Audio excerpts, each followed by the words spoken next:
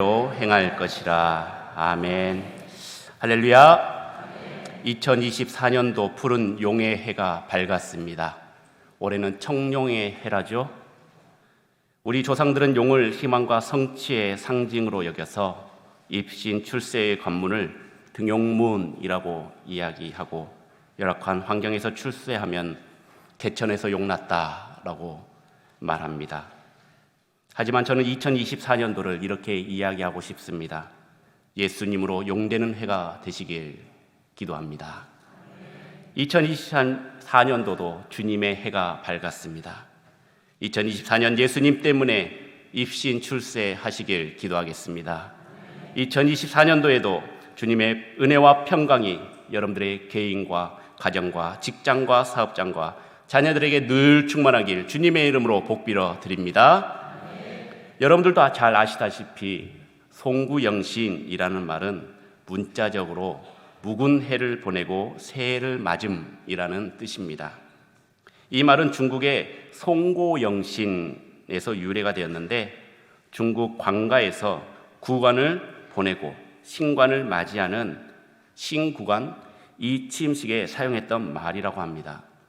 한국교회에서는 송구영신 예배가 1887년 12월 31일 세문안교회와 정동감리교회가 연합으로 드린 것이 시초가 되었습니다. 당시 언약갱신 예배 혹은 언약예배라고 불렀고, 장로교회에서는 언더우드와 아펜젤러에 의해서 송구영신 예배가 시작이 되었습니다. 선교 초창기의 교인들은 이 예배를 통해서 지나간 한 해를 돌아보며 회개했고, 하나님이 베풀어 주신 은혜에 감사했고, 새해를 맞아 새로운 신앙을 다짐하는 시간을 가졌습니다. 오늘 드리는 이 예배가, 지금 세상 사람들은 보신각 앞에서 카운트다운을 외치고, 롯데타워 앞에서 카운트다운을 외치고, 그리고 자기들끼리 서로 마시면서 즐겁게 세상의 것들을 사모하며 살 때, 우리 선조들은 핍박 속에서 그리스도인으로 살아가기 위해서 한 해를 잘 이겨냈음을 감사하고, 또 자신을 돌아보고 회개하고 그 은혜에 감사했던 것처럼 하나님의 진정한 감사와 회개가 이 시간에 드려지는 예배에 있기를 원합니다. 그리고 이 예배를 통해서 여러분들의 감사가 넘치기를 주님의 이름으로 축원합니다. 우리는 오전 예배 때 우리가 건너야 할 강에 대해서 말씀을 나눴습니다. 하나님께서는 요단을 건너기 전에 자신을 먼저 성결케 하라고 말씀하셨습니다. 살아계신 하나님이 큰 기이한 일을 보이실 테니 오늘부터 함께 하신다는 사실을 우리에게 말씀하셨습니다. 또한 저녁 시간에는 목자 되신 우리 하나님께서 우리를 늘 푸른 초장과 쉴만한 물가로 인도해 주신다는 사실을 우리에게 알려주셨습니다. 이 두 말씀은 2024년도에 그 걱정과 두려움으로 받아들이는 우리에게 아무런 걱정하지 말고 두려워하지 말라라는 주님의 음성이었습니다. 오늘 본문은 앞을 향해 달려가고 있는 바울의 신앙의 모습을 보여주고 있습니다. 예수님을 향한 바울의 열정과 믿음의 의를 통해서 우리에게도 들려주시고 교훈해 주시는 하나님의 음성을 다 함께 들을 수 있기를 축원합니다. 먼저 12절 말씀을 우리 함께 봉독하겠습니다. 내가 이미 얻었다 함도 아니요 온전히 이루었다 함도 아니라 오직 내가 그리스도 예수께 잡힌 바 된 그것을 잡으려고 달려가노라. 아멘. 바울은 그리스도와의 완전한 연합을 이루지 못함을 고백하고 있습니다. 예수 그리스도를 완전히 본받는 것을 얻지 못했고, 영생의 부활에 이르는 것도 아직 완성하기 못했기 때문입니다. 그리고 예수님께 잡힌 바 된 것은 바울이 사울이었을 때 다메섹 도상에서 부활하신 그리스도와 그 만남을 이후에 그 잡힌가 된 것이라는 것을 말하고 있는 것입니다. 바울은 그곳에서 회심하게 되었습니다. 그리고 그것이 회심이 끝이 아니라 새로운 시작이라고 고백을 하면서 나는 이것을 위해 달려간다라고 말씀하고 있습니다. 바울의 이 잡힌 바 된 것은 내 의지가 아니었습니다. 바울의 의지가 아니었던 것입니다. 오직 하나님의 주권적인 능력과 은혜 때문이었습니다. 하나님께 바울을 잡은 것은 이방인들과 이스라엘 자손들에게 전하기 위함이었습니다. 무엇을요? 예수 그리스도의 복음을 말이죠. 바울은 이러한 주님의 분명한 목소리를 그리고 그 목적을 알았기에 이 사명에 철저히 복종했던 것입니다. 우리는 바울의 고백을 통해서 우리를 구원해 주신 목적을 계속해서 추구해야 할 의무가 있음을 알 수 있습니다. 완전한 사람으로서 달려가는 것이 아니라 온전한 사람이 될 때까지 우리는 전진을 해야 하는 것이죠. 우리는 예수 그리스도를 믿어 구원을 얻었지만 완전한 구원은 얻지 못했습니다. 우리는 아직 구원의 길에서 계속해서 걷고 있습니다. 구원이 완성되는 것은 언제입니까? 그것은 우리의 미래의 일입니다. 이제 그 날이 성큼성큼 다가오고 있습니다. 다 된 줄로 생각하지 마시고 선 줄로 생각하지 마시기 바랍니다. 완전한 구원을 얻기 위해서는 이 세상에서의 인생이 끝날까지 우리는 계속 끊임없이 전진해야 하는 것입니다. 그 전진하는 믿음의 성도님들이 되길 주님의 이름으로 축원합니다. 계속해서 13절 말씀을 우리 함께 봉독하겠습니다.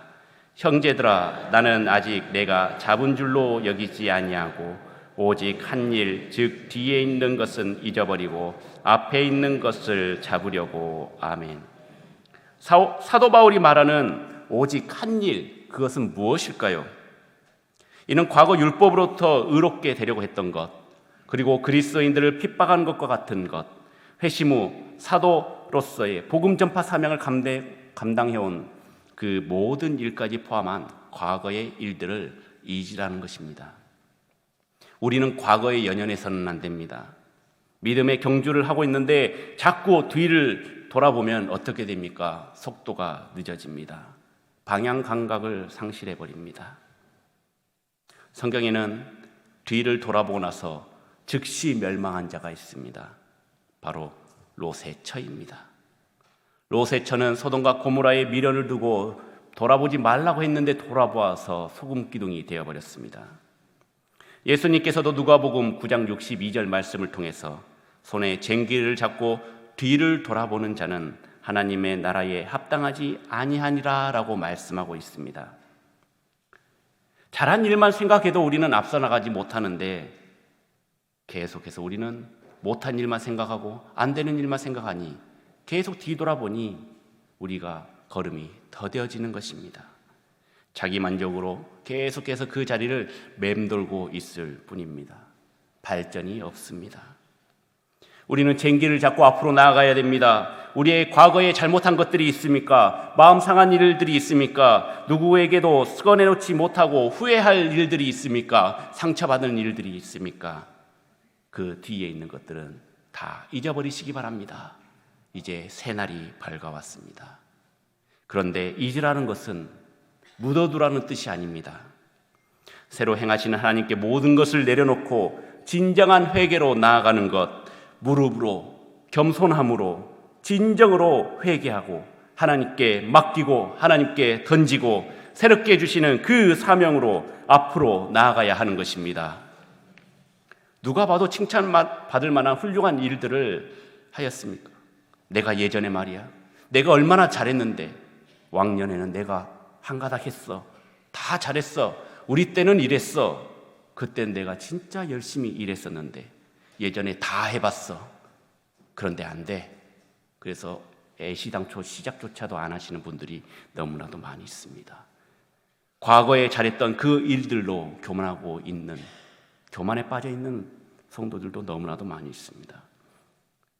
우리 솔직하게 얘기해 봅시다. 바울보다 더 훌륭한 일을 한 사람이 이 자리에 있을까요? 더 믿음을 가지고 더 하나님의 영광을 위해서 열심인 자가 이곳에 있을까요?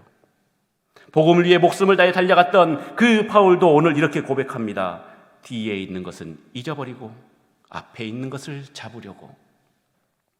기쁜 일이든 슬픈 일이든 그 무엇이든 이제 과거의 일은 잊기 바랍니다.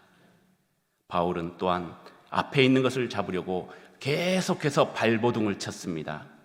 우리 앞에 있는 것, 바울 앞에 있는 것은 무엇일까요? 그것은 우리의 신앙의 최종의 목표인 면류관을 향해 나아가는 중에 이루어야 할 그 많은 것들을 말하고 있는 것입니다.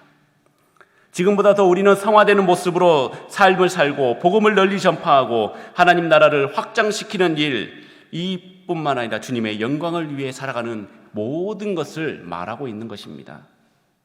사랑하는 성도 여러분, 우리는 지난날에 과거에 잘한 일, 잘못한 일 이제 잊으시기 바랍니다.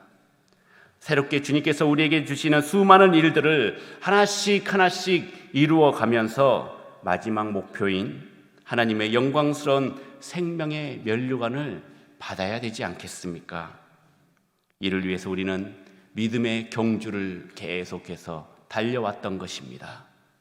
목표점을 향해서 끝까지 완주하시는 우리 믿음의 복된 성도님들이 되시길 주님의 이름으로 축원합니다. 우리 마지막으로 14절 말씀을 함께 봉독하겠습니다. 표대를 향하여 그리스도 예수 안에서 하나님이 위에서 부르신 부름의 상을 위하여 달려가노라. 아멘. 바울의 삶은 그리스도를 향해서 열려 있었습니다. 그리고 달려가고 있었고 목표는 예수 그리스도였습니다. 우리도 부르심의 상을 위해서 달려가야 합니다. 이 부르심의 상은 어떤 상을 말하고 있을까요? 우리 할렐루야 밤에서 받았던 그런 상품들이 아닙니다.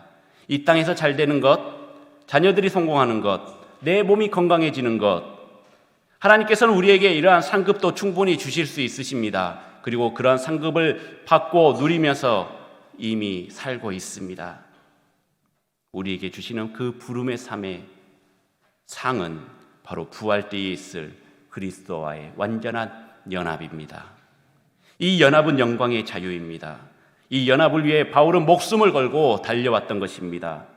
이 연합을 이루지 못하면 약속된 곳에 들어가지 못하기 때문에 목숨을 걸었던 것입니다. 우리도 표대를 향하여 달리는 동안 쉬지 않고 달려야 합니다. 인생을 흔히 마라톤에 비유를 하고 있습니다. 42.195km를 홀로 달려야 합니다. 마라톤처럼 인생도 길고 고통스러운 시간이 연속에 있습니다. 오르막길도 있고 내리막길도 있습니다. 또 너무 빨리 달려서도 안 되고 너무 느리게 달려서도 안 됩니다. 그러나 언젠가는 그 결승점을 반드시 통과하고 순위에 상관없이 이 경주는 막이 내릴 것입니다. 우리가 달려갈 길에 마치는 그 날이 우리의 결승점이자 종착역입니다. 그 종착점에는 누가 있을까요? 우리가 그토록 바라고 기다렸던 예수 그리스도가 손을 뻗어서 반겨 맞이하고 있습니다. 2023년도가 끝이 아니라 새로운 시작이라는 것은 2024년도가 우리에게 주어졌기 때문입니다. 2024년도를 통해서 하나님의 영광 받으실 일들이 가득 넘쳐서 우리가 나 혼자 달리는 것이 아니라 함께 공동체가 손잡고 믿음의 경주를 하여서 함께 결승점에 도착하여 하나님의 환송을 받는 믿음의 복된 성도님들이 되시길 주님의 이름으로 축원합니다. 우리 위해 죽으시고 부활하시고 살아계신 주님을 우리가 반겨 맞으면서 새날 우리에게 주신 주님과 이 세상에서 적극적으로 주님께서 주신 그 힘으로 달려가길 원합니다.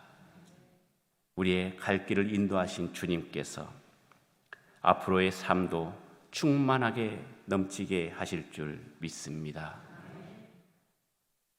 저는 많이 부족합니다. 많이 연약하고요. 아직도 정신이 없는 것은 사실입니다. 하지만 여러분들의 기도와 격려와 응원으로 지금까지 잘 건강하게 달려왔습니다. 이제 우리 함께 2024년도를 새롭게 시작을 해야 합니다. 여러분들께서 도와주시고 기도함으로 인해서 저뿐만 아니라 저를 위해서가 아니라 우리 성교중앙교회가 하나님의 영광을 더 밝게 빛나고 더 아름답게 하실 줄 믿습니다.